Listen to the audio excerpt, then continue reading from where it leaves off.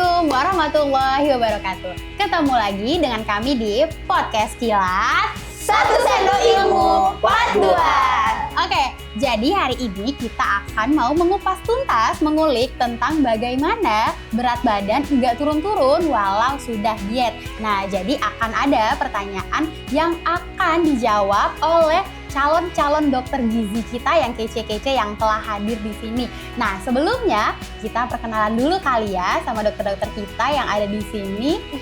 Kita mulai dari dokter yang paling ganteng kali ya, Dok ya. Oke, halo, saya Dr. Muhammad Eli Pandi, biasa dipanggil dengan Dr. Pandi.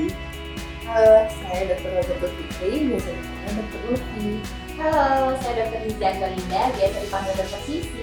Saya Dr. Kamia Titi Rahayu, biasa dipanggil Dr. Yanti. Hai, saya Dr. Aprilia Kusuma Putri, biasa dipanggil dengan Dr. Apri. Halo, dan saya sendiri dengan Dr. Ayu Zulhafni Lubis, sering dipanggil Uya. Oke, teman-teman, jadi hari ini kita akan ngebahas topik yang sangat relate sehari-hari yang jadi bulan-bulanan kita ya, terutama para cewek-cewek yang mau diet ya, Dok ya. Betul. Nah, jadi tuh kita mau bahas di sini tentang udah makan sedikit, kemudian udah olahraganya rajin gitu, tapi kenapa berat badannya itu nggak turun-turun? Nah, gimana kira-kira Dokter April? Jadi kenapa kita udah makan sedikit, tapi kok berat badannya nggak turun? Benar. Oke, kalau kita cerita tentang sedikit, sedikit apa sebetulnya? Apa nih yang sedikit? Karena kalau kita ngomongin makan sedikit itu kita harus juga tahu komposisinya itu apa, jenis makanannya juga apa. Iya, kerupuk juga sedikit ya, Dok ya? Iya, kerupuk sedikit tapi tahu ya kalorinya sebanyak apa ya. Oke. Jadi selain kita ngomongin kalori, jadi kalori itu nggak cuman parameter kita bisa turunin berat badan. Oke, Masih baik. banyak sekali faktor resiko Benar. untuk kita bisa mendukung berat badan kita nih. Yang pertama ada kayak faktor stres. Nah, faktor stres itu juga penting karena ketika badan kita stres juga berat badan akan stagnan seperti itu. Stres lebih ke pemikiran atau stres aktivitas ya, Dok, kira-kira? Bisa keduanya sih. Oke, Jadi baik. karena kalau kita stres dari pikiran juga bisa buat badan kita inflamasi. Dimana dari makanan sendiri juga yang stres itu bisa dari makanan kita inflamasi, kayak kerupuk tadi, goreng-gorengan itu juga bisa buat badan kita inflamasi, dan inflamasi itu berujung kayak buat badan kita tuh stres. Jadi selain stres, kayak hormon kita juga akan terganggu. Hormon, jadi ketika kita stres, hormonal juga akan terganggu. Selain itu juga kayak pola tidur juga penting ya, Dok ya? penting karena udah makan sedikit tapi kita bergadang juga ya percuma kan, kayak gitu. Bener. Nah, kira-kira nih ya, Dok ya, kan tuh udah makan sedikit tapi stuck tuh. Kira-kira apa sih, Dok, yang bisa kita lakukan untuk tetap ada penurunan ya, timbangan kita minimal ke kiri, nggak ke kanan terus? Kira-kira gimana, Dok? Oke, jadi pertama kita memang harus kita harus perbaiki satu-satu sih. Yang pertama, kalau kita cerita tentang makanan, kita harus tahu komposisi makanan yang kita makan. Benar. Apakah udah benar ya? Apakah memang kayak yang kalau kita cerita tadi dikit, bener nggak sih yang kita makan? Apakah lebih banyak kerupuknya? Betul. Karena kan kita mungkin anggap remeh ya, Iya. hal-hal yang kayak kerupuk, direbus, Bener. digoreng seperti itu. Nah, atau 2 sendok makan nasinya sedikit ya, Dok, tapi pakai kuah iya, santan. betul, baik. baru tempenya digoreng. Nah, cara menggoreng juga banyak kan. Maksudnya ketika kita deep frying itu dia lebih jenuh gitu. Jadi itu deep lebih frying. stressful nih si makanannya kayak Benar. gitu. Mungkin kita pertama bisa perbaiki komposisi makanannya. Betul. Baru kita bisa tambahin nih kayak suplemen-suplemen biar badan kita jadi lebih bagus isinya. Jadi sebetulnya kita harus perbaiki dari dalam badan kita sendiri gitu. Selain itu juga kita bantu dengan kalau kita cerita stres, mungkin kita bisa tambah kayak olahraga yang teratur. Iya, gitu. lagi-lagi si olahraga ya, Dok ya? Iya betul, penting karena banget kalau kayak nggak ada olahraga pasti ya metabolismenya juga tidak baik. Karena ketika kita mungkin perempuan-perempuan sekarang kan merasa kalau udah dietnya kalorinya sedikit aja, Benar. udah nganggap aku bisa pasti kurus, tapi ternyata kan enggak. Kenapa? Karena metabolismenya juga ternyata Benar. adaptasi nih. Iya. Ketika kita udah makan Semakin terlalu lambat sering ya, Dok, yang ya? semakin lambat seperti itu. Jadi memang kita perlu kita tahu kalorinya, tapi kita juga perlu tahu komposisinya. Komposisi seperti penting itu. banget. Pola makannya, pola tidurnya, bagaimana kita tuh bisa nge-maintain stres kita juga gitu. Dan jangan lupa tambahin juga suplemen yang baik untuk badan kita. Wow, ternyata penting. Iya, banyak. Memang harus kita perbaiki satu-satu sehingga menjadi pola yang baik berkesinambungan soal ini. Oke, baik. Terima kasih banyak ya, Sama-sama. Dr. April.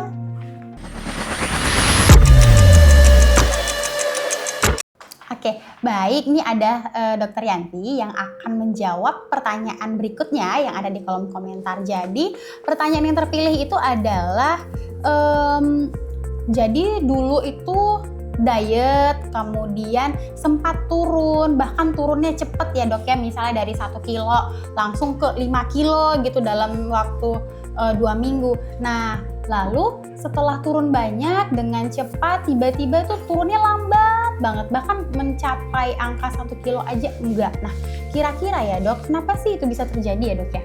Oke, ini kita mau ngebahas kenapa ya udah turun kok susah nih dok, turunnya makin naik gitu ya dok ya.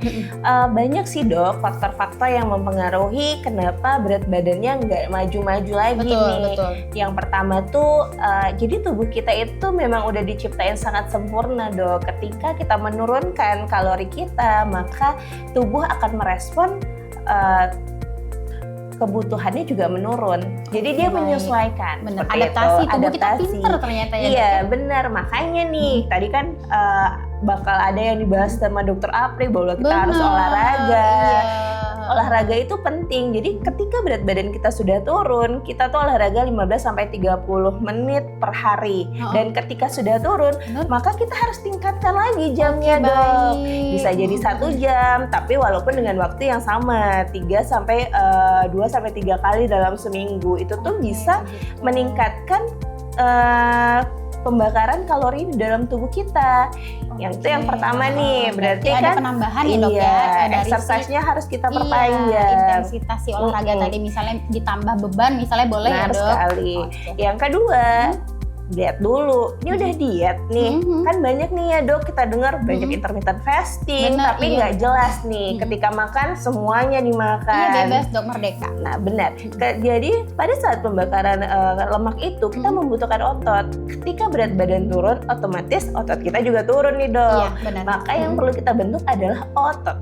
Otot itu dari mana aja dok? Bisa dari protein. Iya, benar. Dari makanan-makanannya memang harus seimbang ketika kita membuka jendela puasa kita, sehingga otot terbentuk, lemak yang hilang. Jangan nanti lemaknya hilang, ototnya hilang dok, ya nggak turun-turun lagi dok akhirnya. Betul. Nah, kira-kira ya dok, olahraga apa sih dok yang cocok untuk awal pada saat menurunkan berat badan gitu? Ini olahraga awal nih ya dok ya? Indonesia tuh banyak yang FOMO ya dok, satu lari semua lari. Benar, sekarang lagi musim pedal dok. Iya benar, satu pedal semua pedal. Jadi sebenarnya olahraga itu harus kita sesuaikan dok dengan target apa yang kita tuju. Kalau memang penurunan berat badan memang harus kardio. Tapi kita lihat ketika berat seseorang lebih dari 80 kilo ataupun sampai 100 kilo, kita obes harus tuh ya dok ya? Ya benar, obes 2 dok. Itu kita harus memikirkan dok, kira-kira ini kalau dia lari melukai dengkulnya atau tidak. Jadi makanya kita sarankan adalah misalnya sepeda statis, berenang seperti itu. Mulai itu dari adalah yang seperti itu ya dok iya, ya? yang tidak membebankan si dengkul. Jangan nanti badan nggak turun tapi dengkulnya udah mulai cedera ya dok. Bener. Jadinya jatuh, terpaksa harus bed rest di rumah sakit, makan banyak, udah bukannya turun malah makin naik berat badan. Oke, benar dok. Makanya kita harus merhatiin nih, kira-kira harus konsultasi. Sebenarnya penurunan berat badan itu lebih baik kita konsultasikan ke yang ahlinya. Contohnya ke ahli gizi, contohnya dok.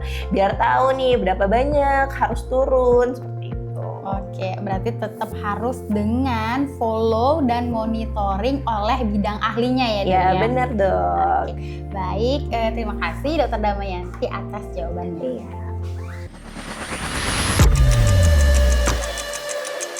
Baik, sekarang kita lanjut ke pertanyaan yang ketiga, yaitu siapa sih yang paling beresiko yang bisa mengalami hal seperti ini? Bagaimana Dokter Fadli? Oke, kalau kita bicara soal berat badan yang susah turun walaupun sudah diet, mungkin ini bisa dialami sama siapa aja. Benar. Tapi ada beberapa kondisi nih yang mempengaruhi. Salah satunya itu yang pertama orang yang diet ekstrim. Diet ketat itu yang puasa selama 24 jam, yang makannya yang tidak seimbang, orang-orang yang takut makan nasi, orang yang takut mengurangi porsi nasinya. Jadi orang-orang ada lagi nih orang-orang kantoran nih. Nah orang-orang kantoran itu Dokter Ayi tahu nggak orang-orang kantoran itu kenapa bisa beresiko walaupun sudah diet tapi berat badannya nggak turun-turun nih? Benar-benar. Iya sering banget gitu ya dok ya. Iya. Kira-kira kenapa ya dok ya? Mungkin pertama itu gara-gara faktor stres karena pekerjaan tuh. Benar banget. Yang kedua, kalau orang kantoran kan jarang olahraga ya, pergi pagi, lagi, pulang sore, terus istirahat, nggak pernah sempat untuk olahraga, aktivitas ringan. Benar. Nah orang kantoran juga nih, atau kayak kita nih, orang-orang yang seperti menjalani pendidikan nih, padat gitu ya. Nah kan kurang tidur tuh, Benar. 4-5 jam, nah itu dapat termasuk orang yang beresiko tuh. Oh gitu. Satu lagi orang-orang yang ada perempuan yang udah usia 40 ke atas atau yang menjelang haid itu dapat salah satu yang faktornya. Benar-benar. Dan yang orang yang fokus ke timbangan sih, salah satu yang terakhir yang fokus ke timbangan yang ini nimbang berat badan, tapi kok nggak turun-turun ya berat badannya padahal sudah diet nih. Termasuk salah satu orang yang yang mengalami ya. Yang mengalami ini ya benar. Oke, nah tadi kan dok kita cerita-cerita ya tentang orang kantoran tuh aktivitasnya padat gitu kan dari pagi sampai mungkin hampir malam mereka tuh di kantor gitu kan. Nah sementara kebutuhan sehari-hari tuh menuntut ya dok ya untuk beraktivitas fisik atau berolahraga. Kira-kira ada saran nggak ya dok ya kira-kira gimana sih supaya orang kantor yang aktivitasnya di kantor tapi tetap bisa olahraga tipis-tipis gitu dok? Mungkin usul ya buat para manajer atau para yang ini ya. Pimpinan-pimpinan kantor tuh. Udah baik langsung di mention ya dok ya. Iya kan. Bener. Supaya pegawainya tetap terjaga nih. Artinya ada yang orang program mau penurunan berat badan, tapi kok nggak turun-turun. Nah salah satu faktornya apa? Ya ini karena nggak ada aktivitasnya, karena faktor stres akibat pekerjaan. Mungkin bisa diluangkan waktu untuk olahraga sih sebenarnya 15-30 menit selama 3-5 kali dalam 1 minggu. Oh, di sela-sela kegiatannya bener. Dok ya. Misalnya Cuman habis dari isoma gitu kali ya dok ya? Iya benar. Cuman kan kalau pulang kantor itu kan kadang jam 4 jam 5 sore yang mepet waktunya, yang tidak sempat olahraga. Mungkin bisa sih dibuat di kantor untuk tempat-tempat olahraga ringan tuh. Kayak ada pojok olahraga gitu. Nah, ada pojok buku gitu ya dok ya. Oke baik. Terima kasih atas jawabannya Dokter Fadli. Semoga membantu ya untuk kita yang di rumah yang muda korporat.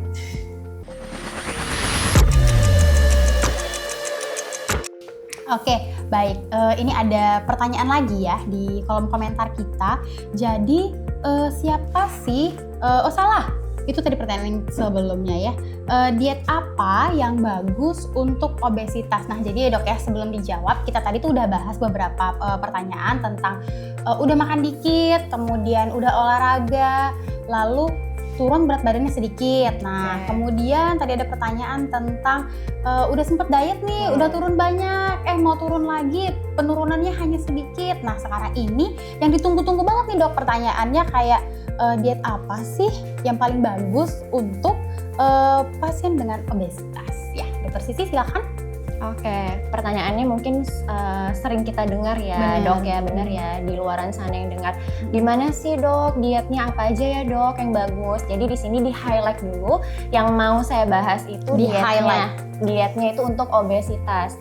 Jadi bukan diet yang untuk orang normal atau berat badan yang overweight. Jadi mungkin nanti bisa di searching yang IMT berapa sih dok, indeks massa tubuh yang berapa ya dok yang dikatakan obesitas gitu. Jadi yang biasa dikatakan obesitas tuh biasa IMT di atas 25 ke atas. Nanti berat badannya per tinggi badan kuadrat. Mungkin bisa dibuka kalkulatornya, cara bisa menghitung. Dicari. Nah, Oke, baik. Terima kasih. Baru tadi pertanyaannya, diet apa ya dok yang cocok buat obesitas? Jadi sebenarnya tidak ada satu jenis diet tuh yang tepat atau paling benar untuk semua orang ya dok ya. Gak ada yang khusus gitu ya dok? Benar. Jadi sebenarnya prinsip utamanya itu ya defisit energi yang aman dan berkelanjutan. Di mana itu disesuaikan dengan kondisi medisnya, kebiasaan makannya, sama juga gaya hidupnya. Karena tiap orang individu pasti beda-beda gitu. Kayak personalized diet gitu ya dok. Mungkin di luaran sini dokter juga sering dengar atau mungkin semua orang pasti sering dengar intermittent fasting, diet keto dok, bener, itu bagus nggak ya dok buat saya? Nah, jadi intermittent fasting, diet keto itu memang bisa menurunkan berat badan, tapi tidak pada semua orang yang obesitas. Balik lagi yang tadi saya bilang, tergantung dengan kondisi medisnya, dengan aktivitasnya. Kalau misalnya memang ada orang yang riwayat asam lambung, kayak riwayat GERD, nah di kita kasih intermittent fasting ya pasti kumat tuh si penyakitnya yang tadi penyertanya.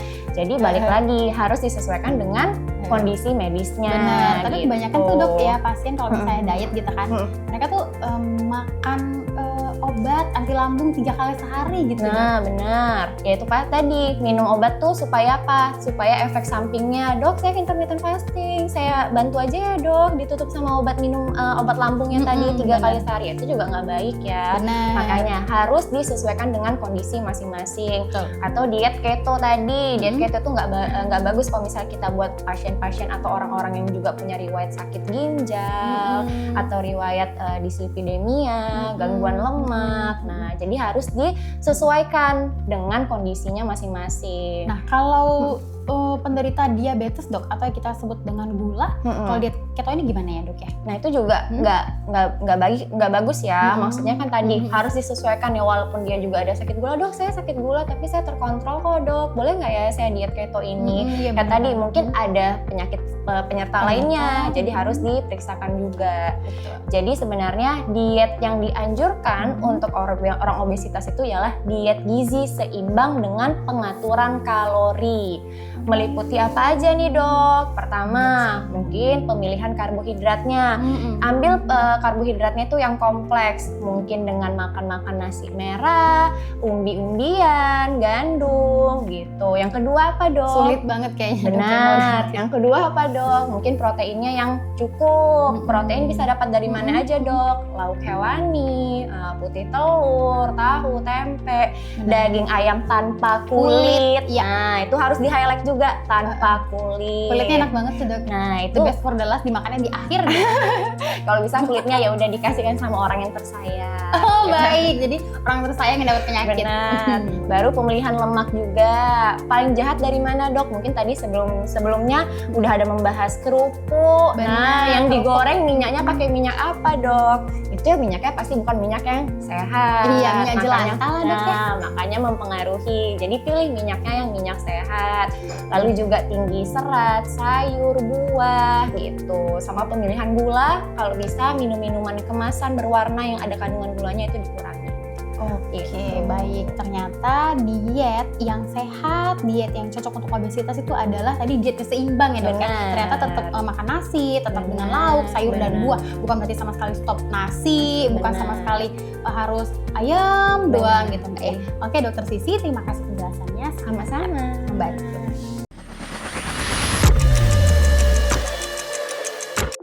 Oke, jadi ini ada pertanyaan terakhir ya dokter ya. Kebetulan pertanyaan ini berkesinambungan banget dok. Jadi pertanyaannya itu adalah apakah ada beras atau jenis karbohidrat yang khusus yang harus dikonsumsi selama kita diet. Nah jadi tadi kan udah dijelasin ya dok ya sama dokter Sisi, diet yang baik itu adalah diet seimbang. Ternyata harus makan nasi, lauk, sayur dan buah gitu. Ternyata dalam diet itu perlu juga ya dok ya nasi. Nah kebetulan nasi itu adalah sumber dari karbohidrat. Nah pertanyaannya ini adalah apakah ada sumber karbohidrat atau beras yang khusus dok yang kita gunakan selama diet? Karena sekarang ini udah banyak ya dok ya di pasaran, di luaran yang mengaku-ngaku oh ini beras nih untuk diet, ini beras rendah kalorinya seperti itu. Bagaimana menurut dokter Ulfi? Jadi kan ini emang pertanyaan yang sering benar muncul. Sering iya nasi ya dok. Jadi banyak orang mengira diet itu harus ganti beras dulu nih baru berat badan turun. Betul. Tapi sebenarnya nggak gitu ya kan konsepnya. Oh nggak gitu ya dok ya. Jadi sebenarnya itu kita harus tahu jumlah porsi makannya, cara makannya, dan kombinasinya, bukan sekedar jenis berasnya yang gimana. Gitu. Jumlahnya ya dok ya. Porsinya. Jadi kayak jenis berasnya itu kan ada banyak tuh. Bener. Ada beras putih. Boleh nggak ya kita makan nasi putih? Benar. Itu yang sehari-hari kita makan ya dok ya, beras putih ya. Boleh sih. Boleh. Gitu kan. Iya. Tapi harus sesuai dengan porsinya. Oke. Lagi-lagi porsi ya, betul. Kalau dibandingkan sama beras merah atau beras coklat, apa sih bedanya gitu? Benar, beras merah ya dok ya. Jadi kalau beras merah itu emang lebih tinggi seratnya. Jadi bisa buat kenyangnya lebih lama. Oh, berarti lebih direkomendasikan daripada beras putih. Oke, baik. Jadi sebenarnya beras merah itu emang lebih mengenyangkan, tapi bukan berarti beras putih nggak boleh gitu ya kan? Iya, apalagi beras merah tuh kan rasanya agak sedikit tidak agak disukai, benar. Jadi sebenarnya bukan beras yang mana yang boleh gitu. Sebenarnya boleh semuanya, tapi ya dari situ tadi tergantung jumlahnya, porsinya. Benar. Kemudian kira-kira ya dok, dari semua beras, tadi ada beras putih, kemudian ada beras merah, lalu ada beras coklat, kemudian ada lagi tuh dok yang di pasaran tuh ada mereknya Katit, nah gitu. Kira-kira menurut dokter atau yang dokter rekomendasikan itu jenis yang mana gitu dok? Nah untuk jenis karbo gitu ya, untuk karbo yang dianjurkan itu sebenarnya yang nggak berlebihan porsinya, mau itu beras putih, mau itu beras merah, yang penting porsinya itu sesuai dengan kebutuhan kita. Gitu, berarti boleh beras apa aja, tetapi asalkan dengan porsinya, dihitung kalorinya ya dok ya, pakai rumus ya dok ya. Nah kalau mau dihitung kalorinya, boleh hubungin dokter Ulfi gitu ya dok ya, agar nggak berlebih makan beras. Gitu. Terus yang kedua itu dia tinggi serat, dan harus dikombinasikan dengan protein dan sayur. Iya, lagi-lagi diet seimbang ya dok ya. Iya, diet seimbang. Nah ya contohnya itu kayak nasi pakai lauk protein sama sayur, atau bisa juga nasinya tuh diganti sama kentang rebus gitu. Kentang rebus, sumber karbohidrat juga ya dok ya. Benar. Diganti sama kentang rebus ditambah ikan atau tempe gitu kan, tambah sayur, atau bisa juga nih oat ditambah protein. Oh iya, berarti boleh ya dok ya, sumber karbohidratnya diganti dengan oat ya dok ya. Jadi baik, kita harus tetap ada karbonya gitu. Karena kalau karbo tanpa makan tanpa karbo, sama aja kita kayak nggak makan gitu, kayak orang Medan ya kan. Kalau nggak pakai nasi nggak kenyang. Benar. Yang ada hasil harusnya makan 3 kali sehari, jadi makan 5-6 kali ya dok ya. Perkara dulu makan nasi gitu ya dok ya. Oke, baik. Terima kasih banyak ya dokter Ulfi ya, karena nasi ini selalu menjadi bulan-bulanan, selalu menjadi kegalauan gitu, karena banyak diet yang bilang kayak no karbo gitu, dia tuh nggak makan nasi, makan hanya lauk-lauknya aja, ternyata lauknya digoreng, ikannya digoreng, ayamnya digoreng gitu ya, sama aja ya dok ya. Oke, baik, terima kasih dokter Ulfi atas penjelasannya. Terima kasih. Wah, sangat baik ya jawaban-jawaban dari dokter-dokter kece kita. Semoga bermanfaat dan semoga dapat menjawab keresahan hidup kamu. Nah, sebelum aku tutup, tapi aku mau satu kalimat dari masing-masing kita sebagai take home message. Oke, kalau dari saya, tubuh kuat itu lebih penting daripada tubuh kurus. Kalau dari saya, ternyata bukan dietnya yang gagal, tapi kamu yang kurang paham tentang tubuh kamu.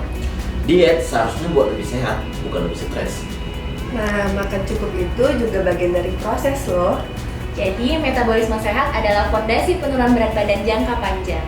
Kalau hari ini kamu merasa berat badan kamu susah turun, ingat, itu bukan karena kamu kurang sehat, tapi karena tubuhmu sudah terlalu lama berjuang. Terima kasih telah mendengarkan podcast Kilat kami. Jangan lupa like dan subscribe.